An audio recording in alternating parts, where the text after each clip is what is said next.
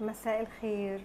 حبيت النهارده اشارككم في معلومه مهمه كنت شفتها، عشان بعد الشر لو حصل قدامكم موقف وحش لاي ست محتجزه مثلا او مخطوفه. في علامات بره بيقولوها عشان يعرفوا الناس ان هم مخطوفين او محتجزين رغما عن ارادتهم. فانا شفت في كذا فيلم واحده بتشاور كده كده، يعني هي محتجزه او مخطوفه مش بارادتها. فبالتالي ايه يا اسلام ده، انت بتخرب الفيديو ليه؟